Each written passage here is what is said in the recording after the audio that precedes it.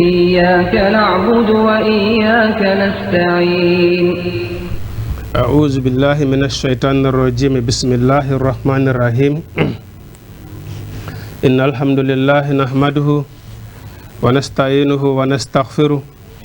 ونعوذ بالله من شرور أنفسنا ومن سيئات أعمالنا. من يهد الله فهو المهتد ومن يضلل فلا هادي له. وأشهد أن لا إله إلا الله وحده لا شريك له. وأشهد أن محمدا عبده ورسوله. أيها الإخوة الكرام والأخوات، أحييكم بتحية الإسلام ألا وهي قائلا لكم جميعا السلام عليكم ورحمة الله تعالى وبركاته. نعم مسيب جلبه باو en yettude Allah subhanahu wa ta'ala du'ano oɗo nelaɗo meɗen Muhammadu sallallahu alaihi wa sallama ɓe mawloɗan insinano hoore an insinano on e bone pittandu wonkiji meɗen. en andi kala mo Allah subhanahu wa ta'ala fewni ko ɗo woni fewɗo, kala mo kanko Allah subhanahu wa ta'ala o majjini heɓota ko fewnowomo. nden mawlo Allah subhanahu wa ta'ala immorde e majjinede, den torimo kanko Allah subhanahu wa ta'ala yo fewnu en o fewnana en. kanko Allah subhanahu wa ta'ala wi sal ay bani Israila is'al ay ma'ana sal landi bani Israila gedal be annabi Yaquba ko ɗum woni juif ɓe juif ɓe yiyeten ɓe andanda hoore maɗa Allah subhanahu wa ta'ala no okki ɓe hande façon gande ɗen fop. ay juif ko okka gandal kon hay goto e banu adama okka ka ɗum. kono ko noon Allah subhanahu wa ta'ala wi tawni okkima gandal ko ya nafitor ko ya yettumo Allah subhanahu wa ta'ala ele gandal ngal o neminirma ngal. ahsin kama ahsana Allahu ilayka, moƴƴor e Allah subhanahu wa ta'ala wona moƴƴorno e maɗa on noon. ko jeli min okki bani Israila kam atayna ko jeli min okki ɓe min ayatin immorde ayaji bayyinatin ɓanguɗe, min addani ɓe dalilaji feeñuɗi. joni si en ƴetti wona annabi Salihu wona ɗen andi yimɓe makko ɓe wiwno Salihu si tawni ko annabajo ka gonga ɓe wi ayi nde fetere wonde ɗo ɓeyni tori ɗon doranimen ɗon daabe hum ko yalta e fetere nden ɗon. mana tawi fetere jande naka maɓɓe ɗum ɓe wiya ɓeyni tawi ka gonga ka annabajo tori Allah kullum mana daabe hum, mana sinama daabe hum ko mummunte hum kullum kon koyɗe nayyi. nagge no wawi wonde daabe hum, mbewa no wawi wonde daabe hum, baali no wawi wonde daabe hum, jeeloba no wawi wonde daabe hum, ko fanda ko kullum kon koyɗe nayyi. ay annabi Salihu tori e jeeloba yalti ka hayre. Allah subhanahu wa ta'ala non condition on de tawde kamɓe tori jeeloba ma hande kadi condition on ko ɓe yarayno ɗon, hande kadi ɓe yaray balɗe tati, jeeloba mban yara balɗe tati. bon ñande jeeloba mban yarata kamɓe on de ñande ɓe ƴogoyta eɓe wima hande kadi ɓeyni jeeloba mban ballorriɓe ɓe ƴetti jeeloba mban ɓe soppimba e hoore noon kamɓe torino annabajo yo toromba ara ɓe warimba. Allah subhanahu wa ta'ala lettiriɓe saabu jeeloba mban ay fa damdama alayhi rabbun wala yakhafu uqbaha.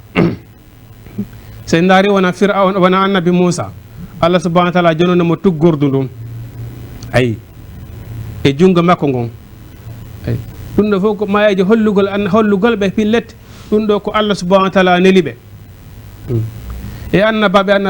annabajo kala mo Allah subhanahu wa ta'ala neli a tawi himo waɗanimo mande ko hollira ɗum ɗo ko annabajo Allah subhanahu wa ta'ala, kono ɓe jaɓali. ay kam ko jelu ataynahum min addani e min ayatin immorde ayaji bayyinatin ɓanguɗe. Allah subhanahu wa ta'ala ini noon man yubaddil kala mo wattiti ni'matan nema ni'matallahi nema Allah min ba'di ma ja'atuhu ɓawo nema on arimo fa inna allaha andeno Allah de sadidul iqabi ko sattuɗo lette. enen kadi hande ko fewniren ɗe ko nemaji jelu Allah subhanahu wa ta'ala neminiri en.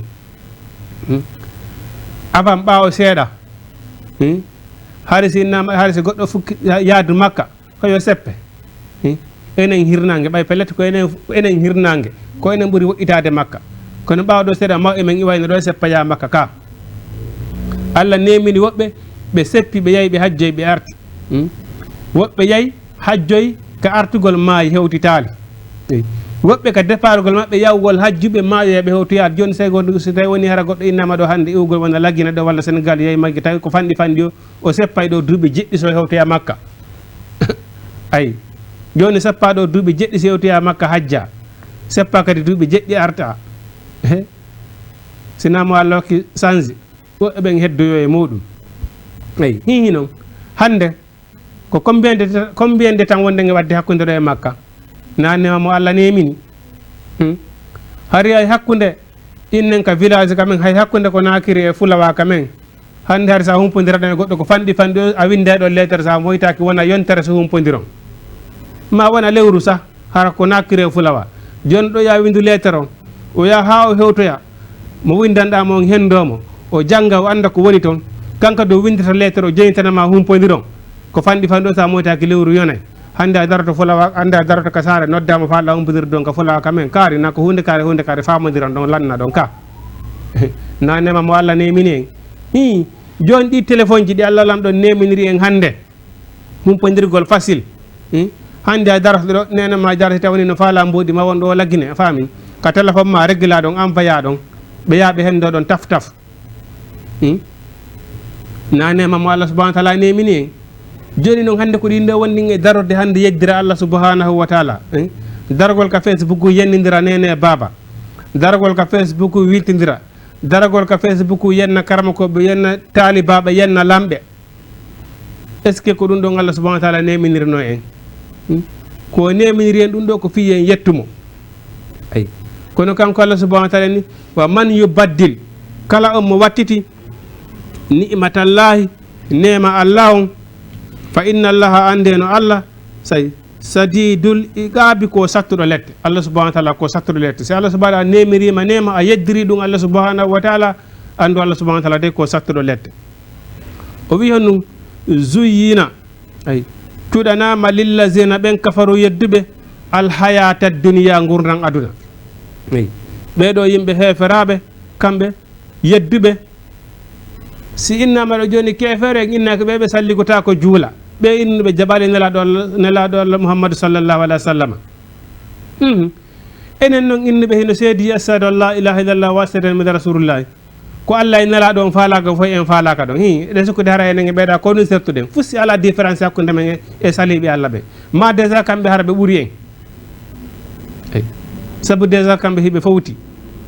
Allah subhanahu wa taala kono ni innal munafiqina fi darkil asfali minan naari naafigi ka ko so yiite lewsu moyta sino tañƴina yaltugol naafigi e keefeero ko mana ko keefeero on tan inana yaltugol naafigi ka ko so yiite lewsu moyta innal munafiqina fi darkil asfali minan naari naafigi ɓe ka ko so yiite ley ko tan ɓe sumoyta zuyina cuɗanama lillazina ɓen kafaru yedduɓe alhayati dunia gurnan aduna wa yaskaruna hiɓe jala min allazina immorde ɓen amanu gonɗinɓe hare ɓe jala gonni e ɓen si gonni e ɓen inni a kañum watta ɗum ɗo a yata ɗum ɗo aɗano harmidi ɗum ɗo ɓe wiye ɓe ko comme a modi ɓe ko yimɓe ɓawo ɗo ɓe anda hay fuy ay ɓoy an kadi wat hey hande aduna on évoluino hande aduna on évoluino an kadi darano jama on fof wayi noon wa'a noon Allah taw harano jama on fof wayi noon kono Allah e nelaɗo wiiri noon eyyi darno nelaɗo wiiri noon no nelaɗo wayi noon wa'a noon laqad kana lakum fi rasulillahi uswatun hasana liman kana yarju liqa allahi wal yawmil akhir kala tan iniɗo hawroya e Allah hawroya e nelaɗo Allah haray darno nelaɗo wayi noon wa'a noon ayi hiɓe jala ɓen gonɗinɓe kanko Allah subhanahu wa taala o wi ay wallazina ɓen ittaga huluɓe fawqahum ɓe woni e sengo dow maɓɓe yawmal qiyamati ñande dargal hulɓe Allah ɓen noon ko ɓen ɗon wonoyta sengo dow ay ɓe wonɓe karleydi ɗo e pijji ɗin fof hino newaniɓe hiɓe sukkude kamɓe marsi Allah subhanahu wa taala ni ɓeɗo hulɓe Allah jogiiɓe kulol Allah ñande yawmal qiyamata ko ɓeɗo woni e sengo dow ko ɓeɗo jogoyi martaba ka Allah subhanahu wa taala ayi yawmal qiyamati ñande dargal ko waɗi mana Allah arsikiɗo goɗɗo yeññanimo feere nden ɓurɓe hewde ɓen kamɓe ɓe sikka e onmo mara onmo Allah subhanahu wa taala okkorali kañum on ɗon ko angal barki ko ɗum haadi Allah okkoramo la kanko na ɗum de hollaali fi Allah subhanahu wa ta'ala okkorima ɗo jawdi walla okkorima gandal hiɗa ɓuri heddiɓe ɓen fof Allah moƴƴe ma tum ayi o inni joni noon Allah kanko Allah wallahu Allah yarzuquhimo arsika man yasa on mo yiɗi arsukude ɓe hayri hisabin ko alda e kontugol hay andi ɗo goɗɗo ko falama okkoto ɗo o konte o nan mi okkori hande kaari hunde kaari mi okki kaari 100 000 walla 200 000 Allah noon kanko so okkorte wala kontugol nonir noon kanko woni galo kanko woni patron o nokkay tun ka mari ɗon okkore ala kontugol ko waɗi so kanko Allah subhanahu wa ta'ala inni ɓeɗo hulɓe Allah ɓe wonoya sengodo ɓeɗo ɓe hula Allah yawmal qiyamati ñande dargal eyi ɓe wonoya sengodo maɓɓe yawmal qiyamati ñande dargal wallahu Allah yarzuquhimo arsika manne sa mo yiɗi arsukude ɓe kayri hisabi ko alda wo e kontangol ɓe eyi ko alda wo e kontugol ko ɗum waɗi so kanko Allah subhanahu wa ta'ala o inni kanan nasu laatino ko yimɓe ɓen ɓe fof maɓɓe ummatan ko ɓe mofte wahidatan goote eyi ɓe laatike fof maɓɓe ummatan ko ɓe mofte wahidatan goote fa ba'ashallahu nabiyina oɗo o neli oɗo annabajo ko ɗum woni ɓeɗo annabaɓe mubashirina ko ɓe weltinayɓe wa munzirina ko ɓe hulɓinayɓe eyi laatinoke haadi mofte ɗen ɓe fof maɓɓe koɓe hunde wotere aval l'islamu no wirɗen noon ay aval l'islamu haadi fof ko yeddu ɗum ala mi jaɓi Allah mi jaɓali oɗo kono l'islamu on ari bon jama on senditi ay woni compliqué sabu honnum ɓeɗo jaɓi gonga on ɓeɗo jaɓali ay ko ɗum waɗi ha ko ɗum addi jihadi kono nelaɗo makirno noon mi yamirama haɓugol yimɓe ha ɓe seedo ashhadu an la ilaha illallah wa ashhadu anna muhammadan rasulullah eyi si ɓe seedi kadi ɗum haray hannde kadi naja amaluhu wa maluhu wa damuhu mi tawni julɗo mo seedi ashhadu an la ilaha illallah wa ashhadu anna muhammadan rasulullah nelaɗo maki haray hannde kadi ƴiiƴam makko ɗan e jawdi makko ndin daɗi ayi kono en tant que so tawni ko julɗo o seedaki ashhadu an la ilaha illallah wa ashhadu anna rasulullah ko yo haaɓe ha o seedo ɗum ɗon ha o jaɓa Allah o jaɓa nelaɗo Allah ko ɗum adduno jihadi aval l'islam addari en fof ko hunde wotere fof hino jokki yeddugol Allah subhanahu wa ta'ala ko ɗum waɗi so inni kanan nasu laatino ko yimɓe ɓen ummatan ko ɓe mofte wahidatan goote fa ba'ashallahu nabiyina Allah neli annabaɓen mubashirina ay ko ɓe weltiniraɓe wa munzirina ko ɓe hulɓiniraɓe ɓe weltinira honnum kala on golluɗo ko moƴƴi naatugol alijanna ɓe weltinira kala golluɗo ko boni naatugol ngeɗo yiite jahannama wa anzala o cippini ma'ahum wondude maɓɓe alkitaba defte ay defte tawreta inzila zabura dauda ay suhufi musa ay suhufi ibrahima ko waytata ɗiɗo piiji ay suhufi ibrahim kono neɗɗo on si tawi woni ɓeɗo annabaɓe ko ɓe nelira ɓe neldira wondude e defte immorde ko Allah subhanahu wa ta'ala no wirɗen nanen noon ala o annabajo mo Allah subhanahu wa ta'ala neli sina o adday dalil ay o adday dalil o jonnay on tigi dalil ko holla oɗo ko annabajo ay ko holla oɗo ko annabajo ay bon o jannaɓe defte immorde ko Allah subhanahu wa ta'ala ko waɗi annabaɓe wama yanti go anel hawa annabaɓe wonani ɓe wowla sina ko immorde ko Allah subhanahu wa ta'ala ten defte ko honnu ko waajorgol ɓe ene mo golli ko moƴƴi hino wodanima ko wiyete alijanna ay ko woni noon alijanna kon koko ɓernde miijaki fi muɗum ha hande nowru meɗa nande siga muɗum ha hande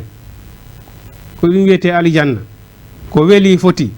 ay piiji ɗi andanɗa hoore maɗa hino harminano aduna ɗo ɗin fof hino daginaka alijanna ton ay wa munzirina ɓe hulɓiniraɓe kadi ko wiyete yiite jahannama ale mo yeddide o Allah ko yiite woni ko wodanimo ay ko ɗum woni mission ɓeɗo annabaɓe kalimatu tawhid ɓul la ilaha illallah tuflihu wiye ala reteɗo ko wona Allah tabiton e ɗum kadi wastaqimu ñiiɓon ɗon kadi tuflihu male ɗon ayi o inni ay liyahkuma fihe ɓe ñawir bayna nas hakkude yimɓe ɓen ɗen defte ɗon ko fiyoɗe ñaawiri hakkunde yimɓe ɓen ko waɗi alqur'ana sa nani ko wiyeɗen kon sa nani droit jontugo kala haqqe muɗum ko alqur'ana si ko alqur'ana régli haqqe jimɓe ɓen ko ɗum hanino jile ɓen tawata hara ka justice hananino ka justice julɓe ɓen hara ko oɗo alqur'ana ñawirte amma la yahkumu bima anzalallah faqad kafara Allah subhanahu wa ta'ala inni kala on mo ñaawiraali qur'ana on hara o yeddi ay wona ɗum qur'ana wi na ɗum Allah subhanahu wa ta'ala kala mo ñaawiraali qur'ana on hara o yeddi ay bon hanani joni noon est ce que hande enen ko qur'ana wonde nge ñaawirde na qur'ana wonde nge ñaawirde amma man lam yahkum bima anzalallahu faqad kafara kala ñaawuɗo tawna qur'ana o ñaawiri hara o yeddi eyi hande ko on ɓe toñinirta ɗo ɓe ya justice ɓe inne hi ko honɗum qur'ana mo tooñi ɗum ɗo ko mo tooñi nde ɗo toñande ko honɗum qur'ana wiye ɗum ɗo ayi ananta ɗum hina woole abadan hayso ko julɓe wona e ñaawede na noon firi ayi nde ɗo deftere oɗo alqur'ana ko fiije ɓe ñaawir ɗum ɗo hakkunde tagore nden yoɓe ñaawir ɗum ɗo hakkunde tagore nden ko ɗum qur'ana addira ko regra probléme ji ɗin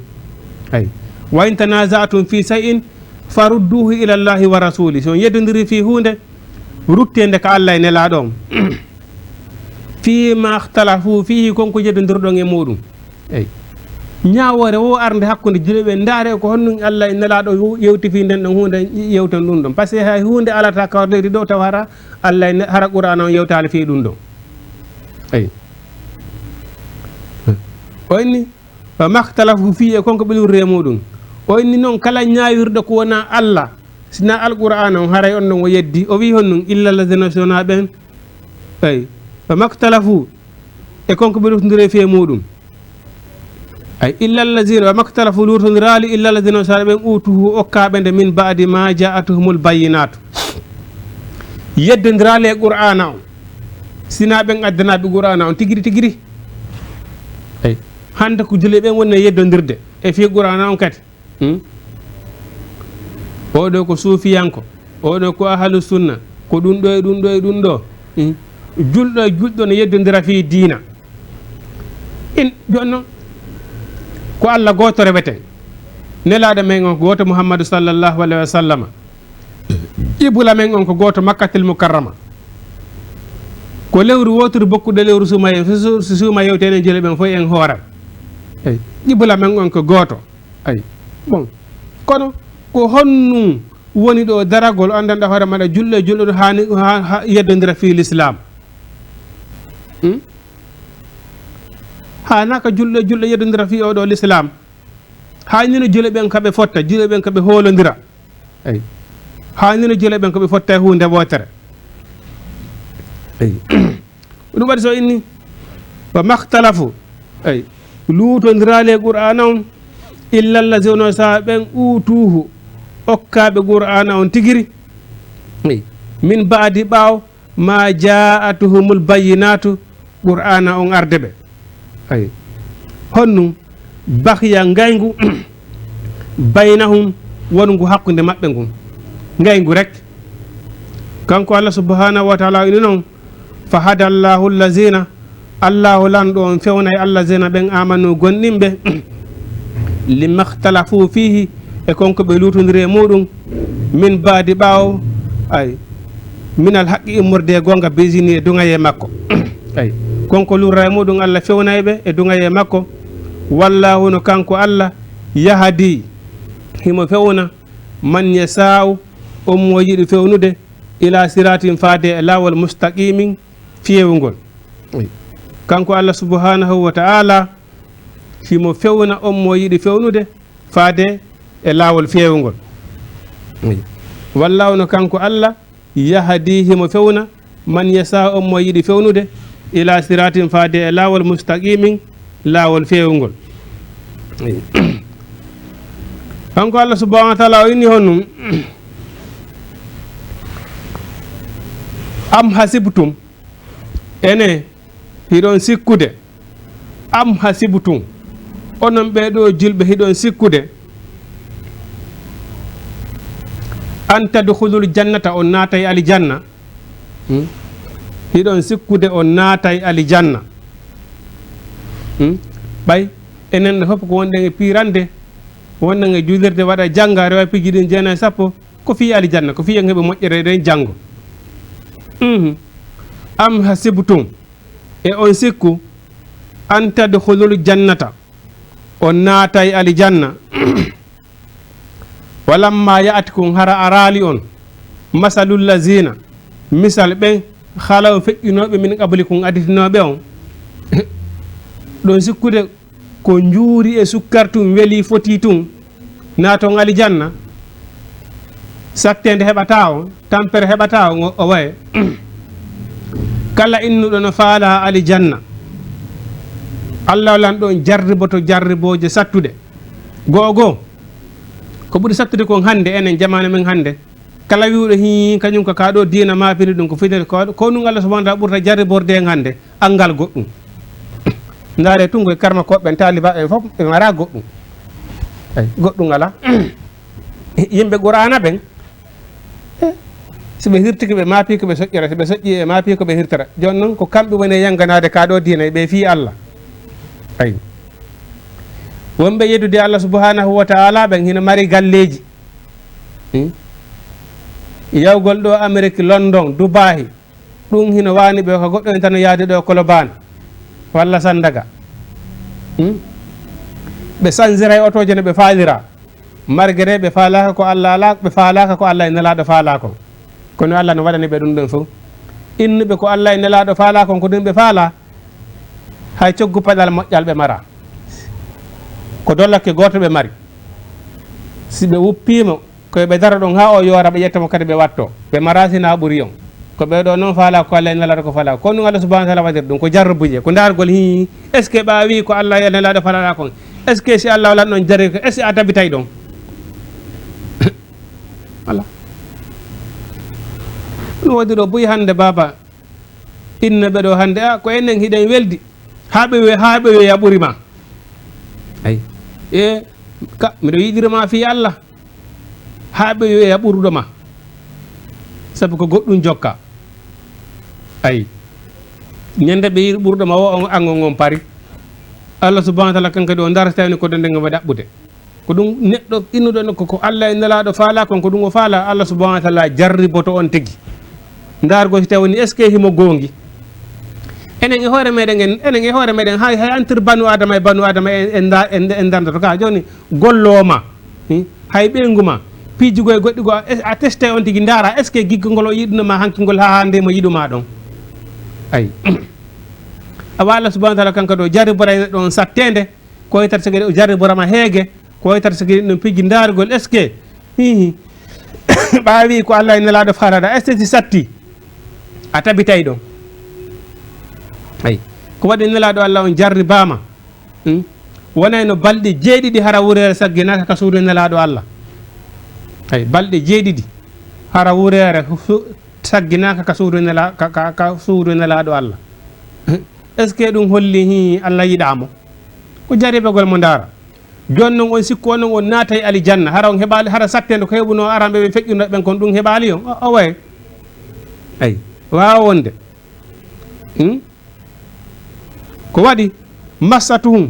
heɓino ɓen alba'asa ko wiyete sattede nelaɗo e jamanu mum heɓino ɓe sattede ɓe kole ɓe waɗanoma embargo nelaɗo e sahaba e mum fof waɗanoma embargo ɓe wiya honnum wata on Muhammadu yimɓe mum ɓen si yeeyi wata on sodanɓe wata on yeeyiɓe ay wata hay goto jombam Muhammadu e yimɓe mum ɓen wata hay goto okkuɓe ɓeygu ay memino ɓen sattede massatungal basa memino ɓe sattede wa darra e lorra ay wa zulzilu ɓe dillinama nelaɗo o raɗa makka o yaltinaka saare makka o jibina o andi ɗon o yahi Madina ka ko ɗum ɓuuri sattude a yaltinede saare ka jibinana ɗon yaltinaɗa kama waɗeɗa embargo raɗeɗa hatta yaqulu rasulu ha nelaɗo on tigiri walla zina ɓe maahu wonduɓe makko ɓe wi mata nasrullah ko honde tuma noon allah wallata men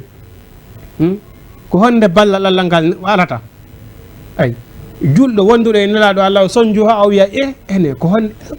honde Allah wallata men ay ko honde Allah wallata men anni hadi satti mata nasrullahi ko honde ballal Allah arata sabu ɗum so tiiɗi Allah subhanahu wa ta'ala wiyon woni ala faame inna nasrullahi qaribun hey ballal Allah ngal hino ɓatti on ballal Allah ngal hino ɗon ay ko ha mi anda est ce que on gongay ay joni nelaɗo ko raɗanoɗo makka o yaltina a faami kono ñande hewtuno fatuwu makka ñande ɓe yawno uɗutugol makka lanca sanamuji ko wonno tugum fof laɓɓina suudu kaba ndu nde ñande nelaɗo ɓay ɓe hewti kanko e makko ɓen he ɓay hefara e makko ɓen ɓe hayni ka nelaɗo e mofte mum e sahaba e mum hino ara ɓe wiwno honnu ko moƴƴani en hannde koyen accuto nelaɗo kanko o mana o waɗa ko faala ko eyi par ce que taware o ardi e doole ayi tawi Allah hokkimo doole kono goɗɗo enen tigiri pulle Fuuta wiɗen wo wulay si wela wo mo juuɗay ko fayi o muñata ko sintata kon enen ɗon en sikkude en naata e aljanna ni tun en naatiren tun aljanna en heɓata sattede o woy julɗo soñjoto kawre leydi ɗo julɗo tampay julɗo tampire ka leydi ɗo angal koltu julɗo tampire ka leydi ɗo angal heege julɗo tampiray ɗo angal ka waalo ɗum ala kulli haali Allah subhanahu wa ta'ala ini aduna ko kaso julɗo ay ko aljanna kefeero ko aduna ɗo ko yimɓe yedduɓe Allah subhanahu wa ta'ala ɓen ko ɓen Allah subhanahu wa ta'ala jonni aduna o Allah subhanahu wa ta'ala ini onon jilɓe wiɓe ko Allah e nelaɗo faala mi jonata on aduna par ce que mi jonni on aduna on beway ɓayno Allah subhanahu mo neɗɗo si woni bewɗo karlede ɗo Allah subhanahu wa ta'ala jaati bo taw moƴƴere makko nden haara o faɗi moƴƴere Allah nde ay mo bewi ko aduna ɗo ko ɗum bonni dewal iblisa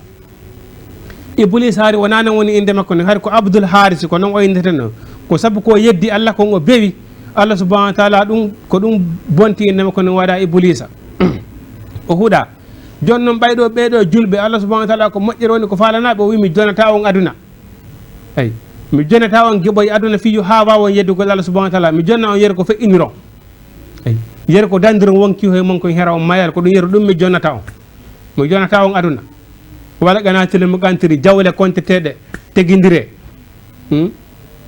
innal insana la yatiha arra'ahu stahna sabu neɗɗo on o beway so yii goɗɗum heɓike o beway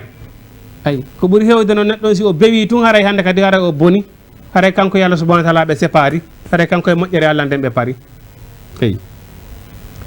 wa jodidu ɓe dillina ha ɓe wi ko honde ɓe soñji nelaɗo e sahaba e mum soñji ha ɓe wi ko honde ballal Allah arata Allah inni ande ballal Allah ngal hino ɓatti eyi no ɓatti o wi hon num wa yasalunaka heɓe landama maza yunfiguna ko woni ko ɓe dépensata jiɓe ɓen hino landama nelaɗo ko woni men ittata sadaka ay qiliu ma an faqutum kala ko dépense ɗo min haaren immorde moƴƴere falil walidayni ne wodani nene baba wal aqrabina e ɓatodiraɓe ɓen wal yatama e alyatima ɓen wal masakina e miskina ɓen wabuni sabili e torotoɓe ɓen ka hoore lawol wa ma tafalu kala ko golluɗo min haaren immorde moƴƴere fa inna allaha no kanko Allah bihi e nden moƴƴere ɗen alimum ko anduɗo ayi ko honnum men ittata sadaka nelaɗo tindini men ko men ittata sadaka Allah inni so waɗa e sadaka attore nene e baba so attori nene e baba waɗan ɗon enɗam monɗam famille mum ɓuuri ɓe on ɓattade famille on ko enɗam eyi hande kadi so gayni ɗum ɗon okkoron alyatima ɓen so gayni ɗum okkoron miskina ɓen eyi hande kadi si feƴƴi ɗon yimɓe torotoɓe ka lawol dariɓe ka lawol waɗa fi sabilillahi okkoron ɓen ɗon hande kadi eyi si feƴƴi ɗon hande kadi noon o inni kanko Allah subhanahu kala ko waɗuɗon e moƴƴere kala wo moƴƴere ko waɗuɗon kanko Allah subhanahu wa ta'ala haray himo andi e nden moƴƴere ɗon haray mo andi moƴƴere nde waɗuɗon nden eyi kala wo moƴƴere ko waɗuɗon haray kanko Allah subhanahu wa ta'ala mo andi o yoɓa yon ɗum noon kono moƴƴere ko ya fuɗɗoro ka nder suudu ma faami nene e baba ara famille on ɓuuri men ɓattade ɓen sa gayni ɗon ara aliyatimaɓe hande kadi noon e miskinaɓe e ɓiɓɓe lawol torotoɓe ka lawol ko noon sadaka fuɗɗorte ayi Allah subhanahu wa ta'ala inni hon num o inni kutiba farlama alaykum e dow moɗon alqitalu warindirgol ayi ɗon andi wona yimɓe annabi Moussa ɗon andi ɓe yedduno Allah subhanahu wa taala e nder balɗe 40 e nder balɗe 40 ɓe yeddi Allah subhanahu wa taala eyi kanko Allah subhanahu wa taala no dano oni tububuye maɓɓe honno o waɗi mana gere hakkude maɓɓe ay tawi koɓe waridiri eyi mayɓe ɗon ɓen Allah subhanahu wa taala inni o yaafike ɓe ay mana maye ɓen Allah subhanahu wa taala ino yaafike ɓe luttuɓe wuurde ɓen kamɓe kadi ɓe tuubi ɓe rutti Allah subhanahu wa taala yaafiɓe ay on andi ko ɗum moftaji arani ɗin kamɓe so tawni bone waɗino Allah subhanahu wa taala kippinani ɗon lette ay lette sabu ko ɓe waɗi kon ay hawnaki sabu ɗen lette ɗon Allah subhanahu wa taala yaaforoɓe sabu ɗum ɗon ay bone ko ɓe waɗi ɗum ɗon kon bon heddiɓe wuurde ɓen Allah subhanahu wa taala newnanaɓe tuubugo rutto enen noon Allah subhanahu wa taala nennani en ha yawmal qiyama mi tawi woni neɗɗo o tuubi o ruttike alhamdulillah Allah yaafanoma so tuubale rutto so tuubale rutti o tawya lette ɗen ɗon ñande janggo Allah subhanahu wa taala lettamo haray ɗon hin hulɓini sabu no laakara intervention ala toon joni tun exemple joni kono wi joni wona wujjuɗo kono l'islamu wi so tawni neɗɗo o wujji ko ɗum koye jungo gon taƴe ko ɗum ɗon woni tububuye makko o laaɓa pos na yo soke dey Allah subhanahu wa taala inala mo wujji yo soke koye jungo gon taƴe on konko wujji ɗon hannde kadi o lanitortake ɗum no gaddanayi laakara si goɗɗo wujji to jungo gon nanga ngo taƴama o laaɓi e bakkato guyka ay sabu ɗum ɗon kadi wonanayi waaju hay falanoɗo wujjude hannde kadi si ye ɗo gandi jungo kaari gon taƴano he si andama ɗo joni kala wuggude jungo gon taƴete wallahi ko guyka waloto ha eɗe a konta e mbuɗi ma ɗi wallinaɗi ka hoore taraw ɗo yaha ha ɗo e sandaga arta tawtaɗi ɗon kadi yo par ce que ino anda kala wuggude jungo gon taƴete sinnama ɗo joni kala jinuɗo ko yo rajime ko yo ware si tawi woni ɗum hino anda hino ñiiɓi hino tabiti haqqan ɗon sukude jiña sakitoto jina on feññinte wallahi jina feññintaki haray mo kala hulana ɓengu mum hay goto hulana ɓengu mum hay goto hulana ɓiɗɗo mum debbo ay haray ɗa woni libre a hulana ɓengure ma nde uttuma qaala par ce que kala miijiɗo memugol ɓengu ma hino andi he ene de si ɗum feññide komi wareteɗo ay kere haray bon kono ay ko ɗum waɗi joni noon si tawni neɗɗo si tawni hara o wujji jungo gon taƴama wala ɓiye bakkatu lanni siko jinuɗo si o warama wala ɓiye bakkatu lantortake ɗum ɗon hannde kadi joni noon mo wujjiɗo woni ɗo détournoɗo wujja jawle yimɓe détourna ko jama fof hawti wujja détourna halora wona ɗo wuura sikkaga barki yaha noon tawa yaha Allah subhanahu wa taala ange letti Allah ɗen nanggodiron ɗon laakara ton ala so hewtoyama laakara teeɗa jogani yeɓe haqqeji maɓɓe ɗin ƴette ka baraji maɓe jonnite si tawi woni lannali bakkatu jimeɓe jogannda kon ƴette watte e ma naɓeɗa yiite jahannama ayi bon kono neɗɗo on si tawi woni o bonni saria on appliqué de makko ko aduna ɗo o laaɓa e bakkatu on ko ɗum ɓuri mo ɓattade e diwo accide bakkatu on ha laakara ayi ndaare ɓeɗo ɓaɓe yeddi Allah subhanahu wa taala Allah subhanahu wa taala jaribore ɓe honno fiye ɓe waridiri so ɓe waridiri ko ɗum ɗon woni yaafo e bakkatuji maɓɓe ɗin ayi wa asa an takrahu no tañƴini ko añoton hunde asa no tañƴina an takrahu nde añoton sayi an hunde wa howa nden hunde ɗon hayru lakum ɓuuri on moƴƴande ayi wa asa no tañƴina an tu hibbu nde yiɗoton sayi an hunde wa howana nden hunde ɗon saru lakum ɓuuri on bonande wallahu no kanko Allah ya alamu himo andi wantu wonon la ta'lamuna on anda ayi nam musidɓe julɓe ko ɗum ɗo wonno ko Jama TV woni ko addani en ɗo inchallahu rabbi kala ko hawri ga sababu ko immorde Allah subhanahu wa ta'ala kala ko hawri ga e faljere ko immorde shaytani wa ma uridu illa al islah den tori Allah subhanahu wa ta'ala hawridi e sahaba huwara en ko nafata en danda en ko lorata en danda en Allah yawata danda en kata e kasara danda en sabu gaño danda en bone iblisa rabbana atina fid dunya hasanatan wa fil akhirati hasanatan wa qina azaban nar ربنا آتنا من أزواجنا وذريتنا قرة أعين واجعلنا للمتقين إماما أقول قولي هذا أستغفر الله لي ولكم السلام عليكم ورحمة الله تعالى وبركاته. بسم الله الرحمن الرحيم.